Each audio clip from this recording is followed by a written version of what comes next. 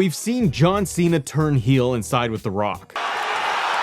We've seen Stone Cold Steve Austin turn on everybody and side with Mr. McMahon. What the hell is this? And at Bash at the Beach 1996, Hulkamania died and we saw the birth of Hollywood Hogan. The new world order of wrestling, brother. So what was the best heel turn? I want to talk to you guys about this today. Now I know that the John Cena heel turn, it just happened. We need to see it play out for this year, and we'll revisit this later on when it's all said and done and John Cena has officially retired, because it's gonna have some twists and turns along the way, I imagine. And I'm sure at some point John Cena is going to turn face, have his redemption arc, and say goodbye to the fans as a babyface. But for me, growing up, these are the three biggest, most notable heel turns that I've seen. I do throw a little bit of a shout out to The Rock turning and going heel with the corporation. That was a huge moment. It was just like a never thought it would happen. But for like the biggest box office draws in wrestling, these seem to be the biggest ones. So let's first look at John Cena and The Rock. Elimination Chamber, your boy Matt was there. The crowd was stunned. Watching it back, listening to the commentary, seeing everybody's reaction to it, there is a generation of wrestling fans that never saw John Cena but anything but a good guy. There are kids that are just flabbergasted that John Cena is not going to wear the red shirt anymore and he's not going to salute everybody. He has turned his back on everyone. It is one of the greatest heel turns and really amazing segments to see in wrestling, in WWE at least, because you didn't see it coming. I think it was executed very well, because when you have Cody not deciding to go and turn with The Rock, and kind of figured as fans that were like, that's not really gonna happen, Cody's really not gonna do that, we'd be shocked, and you still have it all the way up to the very moment where you have John Cena still cheering for Cody Rhodes until he gives the look to The Rock, and then bam, off it goes off the rails. And the viciousness of which John Cena did it, it wasn't just a kick to the front, it was more than that. He didn't just kick him and then walk away or hold up the title, he did everything. We got the kick, we got the hit with the championship, the beatdown. It was relentless. It was exactly what it needed to be. I mean, aside from John Cena just flipping off the fans at the very end, kind of did everything it needed to do in terms of a heel turn. Has everybody talking. Now, the downside I see just in this moment where we are right now is that John Cena has not been on TV. He's not coming back for a couple of weeks. I know we have him for limited dates, like 30 odd dates till the end of his retirement tour, but it's going to be impactful. The times that he's going to be on TV, I mean, geez, he's probably going to do like a 20-minute, 25-minute segment of just standing in the ring getting booed. If the New Day got booed like they did for just destroying Big E and breaking our hearts with him, and they got booed relentlessly out of the building, you can see what's going to happen with Cena.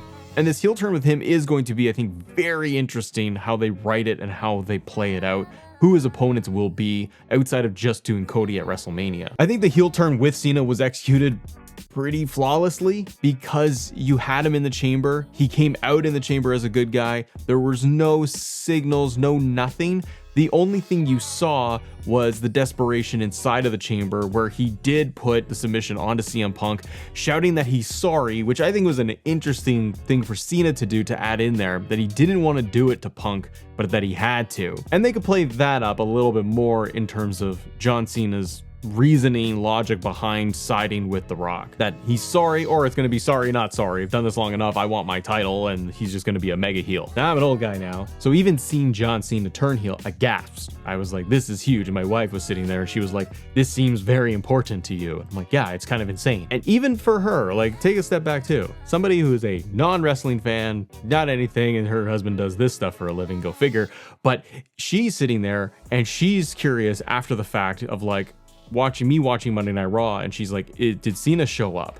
Or did Cody show up? She was like, I want to see what his gashes look like and everything. I was like, no. And then he showed up on SmackDown and he's still all messed up from Travis Scott just whooping him. The Cena heel turn, this isn't about grading it either. You guys tell me what's your order. The Cena heel turn and with The Rock, I think, is a very great combination as well, because you have both of them being able to play off each other for the next, almost a year, where you can have the two of them together and then separated, and The Rock being the soul man and being able to take the souls of John Cena, cut different promos, execute the character in a different way. There's a lot they can also do with Cena's character, and I think it needs to morph into just more than Cena coming out with the flashy t-shirts and the hair and the smiling, all of that stuff needs to go away, and to execute it properly, to get really bought into all of this. You need to see that transformation, kind of like you did with Hogan to NWO Hogan. So let's talk about that. Bash at the Beach 1996. Hollywood Hogan, he's born, brother. The infamous leg drop to Savage. Which side is he on? They're talking, Heenan's talking on commentary. Whose side is he on? It was just a dead giveaway. But you have to understand this. Like, for me as a kid watching this, and when I say watching this, I didn't get pay-per-view back then when I was a youngin'. So I would have seen this on tapes months later. Like, I would have gone to the video store, and that's probably where I saw it, was renting Bash at the Beach or at a friend's house. But I was young and I remember this happening, and then also watching Nitro and all of that on a weekly basis and flipping back and forth on TV between Raw and Nitro, and they recap these things. So the experience was different for me, but the impact is still it's still the same. Now, the impact of Hogan turning Hollywood Hogan and the NWO being part of all of that had a larger impact on the industry. But when we rewind a bit, we have to understand that the 80s was all Hogan. It was white meat, babyface, Hulk Hogan, vitamins, all of that. You had fans starting to turn and wane a little bit, not turn, but wane a little bit on Hulk Hogan as a character, as an act. By the time the Ultimate Warrior came around and fans were feeling like, yeah, that's the guy. And then we saw what happened with Warrior and Hogan, and they brought Hogan back and they kept going in that direction. And eventually, I mean, you got steroid trials, all this stuff. He goes to WCW. They try to do just the bright red and yellow Hulk Hogan, and doing that with the WCW audience. But in the times too, that's what's one of the interesting pieces is with Hogan, it's the time period. You are having a shift in culture. Hulk Hogan's babyface character didn't translate anymore. Those fans were no longer little kids. They were teenagers or young adults. They weren't interested in cheering for Hulk Hogan doing the right thing and dropping a leg drop on everyone. It wasn't translating anymore. So the fact that they would do this in one of the most shocking ways possible, and you're combining things with like the outsiders, Nash and Hall leaving WWF, coming over, playing out that storyline as the outsiders in a time period where you really didn't know if this was legit or not. Like, you really did think in the moment, because just there wasn't social media, you're just watching this on your television, and the internet's not really a thing, so you're not really getting inundated with like, well, this is a really big storyline, they're talking, they were seen backstage, all this stuff. No, they came out like this was monumental. Hall's moment coming out to WCW, jumping the guardrail, was an amazing moment. There's a lot more factors I feel with Hulk Hogan's heel turn. It kind of just blew up right then and there at Bash at the Beach. You had the outsiders leading the way and beginning that process of the NWO forming, and then Hulk Hogan's revealed as the third man. And then it was a few weeks where you had the three of them together, and I mean, at Bash at the Beach, they said, this is the new world order of professional wrestling, brother. It took a little while, like not a little while, but when you watch it all back in order in WCW, there was a little time of like Hogan starting to dress in black, and then they finally started doing the vignettes and the promos. I think that's also one of the big things about Hulk Hogan's heel turn and the NWO is the time period, and it also being presented so different, so counterculture, fitting with what was going on at the time in the 90s. You're doing black and white vignettes. You have Hulk Hogan dressed in pure black and white. The beard, he's got everything dyed. His beard is dyed black. There's a little bit of the mustache going on. Everything was counter. And I think that to bring it back to Cena, I think that that's what he needs as well. No, he doesn't need a faction and to form the new version of the NWO.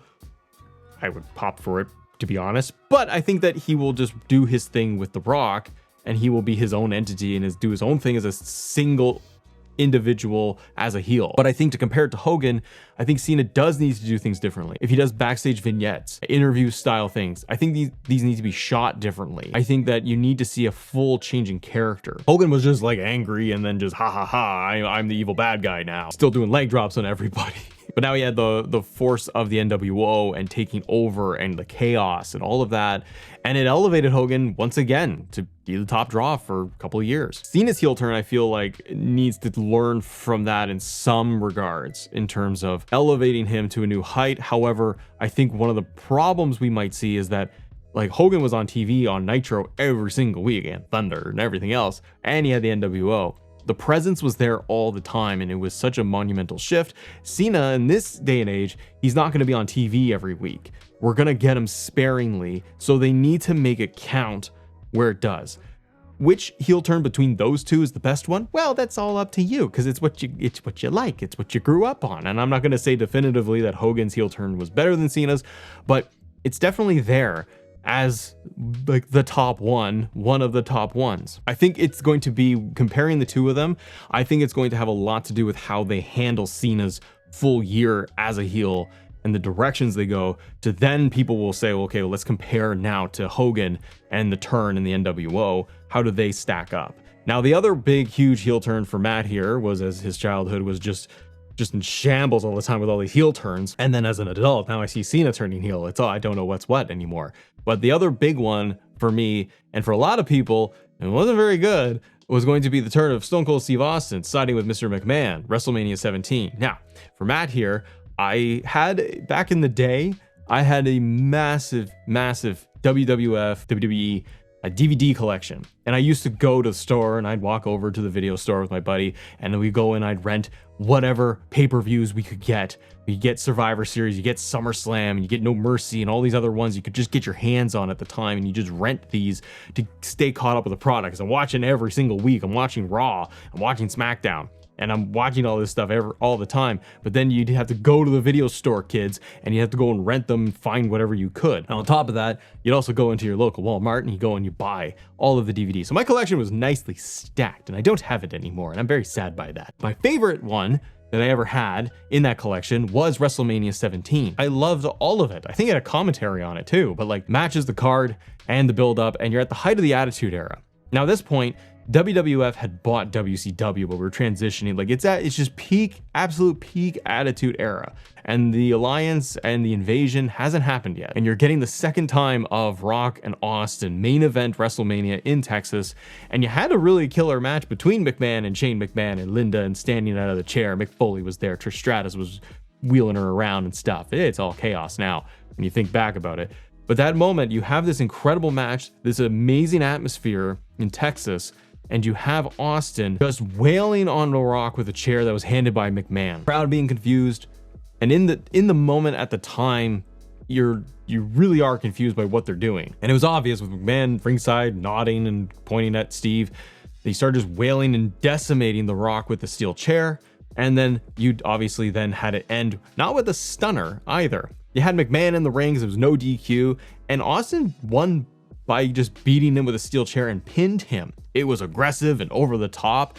And the finish to that match, I thought it was great. Regardless of McMahon in the shaking the hands and all that, before we got to just that, when you encapsulate just Austin becoming vicious and more nasty with McMahon standing there, the amount of like steel chair shots and the stunners and all of that and breaking down, and the way like he just pinned him and threw him and stood up and he just won as a champion, all of that, the crowd popped huge. By the way, they lost their mind because they're in Texas, but then you get the moment of them shaking hands. JR losing his mind on commentary was just historical. It meant so much as a kid because it just emphasized what everyone felt. You were waiting to see what the fallout was. So the Austin turn is not like well received in the eyes of history because we look at the fallout of it and what they did with it. You had Austin as the biggest babyface in the industry, and you turned him heel, and you didn't do it in a great way.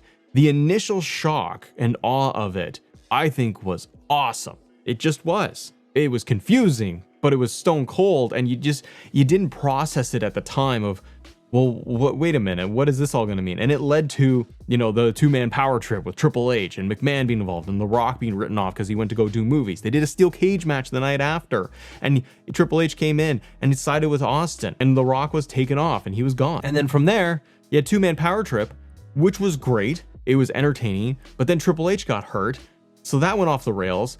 And you have Austin, just the fans were just not into Austin as this version of a heel. They still wanted to cheer for him. It wasn't the right time for it. Austin has said himself, like, he shouldn't have turned heel, or he should have. I've heard him in interviews countlessly over the years where he's like, if he could redo that, he would have done everything he did to The Rock and done that whole thing up until the end. And he's like, I would have shaken hands with McMahon, called an audible, given him a stunner, and that would have been it. And I think that's what they should have done, because you saw the fallout of the whole thing, and you could see that once the alliance came in and they had Austin join the alliance, lead it all, then it got into the comedy, and we got some of the best comedy out of Stone Cold Steve Austin. His comedic timing and all of that as a character, he made it work. it still worked in a sense, but him turning heel, I don't think ultimately it was the right time. It was the right time for Hogan, because for Hogan, it was over. The red and yellow and the vitamins and saying your prayers, that was passé. And it was not what the fans wanted. They needed something new because the times were changing. In WWE with Austin's heel turn, the times weren't really changing. WWE was changing. They were going to start shifting, and a lot of their top stars were not going to, it was shifting as well. Like the crop of talent was shifting, and Austin was not at the very peak anymore. He was going to start coming down and then ultimately retire until we saw him with Kevin Owens at WrestleMania. So I think you could see where they wanted to pivot and turn him heel and be like, okay, let's light this thing on fire. Let's go on this crazy heel run. But I don't think it would have needed to be. And I think the alliance and that invasion stuff really muddied it instead of a very clean cut Austin heel dominating everything, even with Triple H with the two-man power trip. But again, with the injuries and everything that unfolded, it ultimately did not work.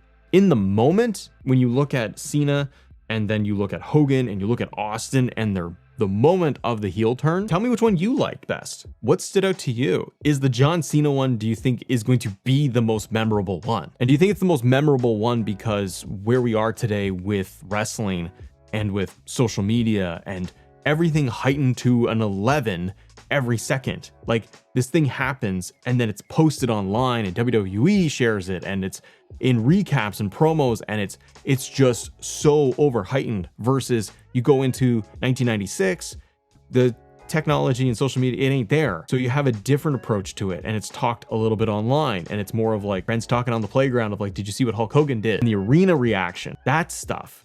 And you also have the Austin version of it when he turned heel, and you do have the internet and you do have the dirt sheets and you do have all these things, and it's a little bit there, but it's not, it's just, we didn't have Twitter. It's a whole other beast. Additionally, you have different creative heads running all three of these things. You have McMahon, obviously, with the Austin turn. You've got Bischoff and WCW working on the Hogan turn. And then now we have the Triple H era over here with John Cena and The Rock. And like the three of them, you can put them all kind of together. But three different entities and three different versions of creative approaching a heel turn in a different way. It's interesting to see how each person creatively handles or will handle these turns and what their approach will be for storytelling. All three of them, I think, are great in different ways. Austin one is probably like my least. If I am going to rate anything, I think the Austin one is the third. It's in third place, but in the moment, it's still kind of cool. The John Cena one is a big deal, and we're going to see what's going to happen and how it unfolds. It's going to be very interesting to see how we look back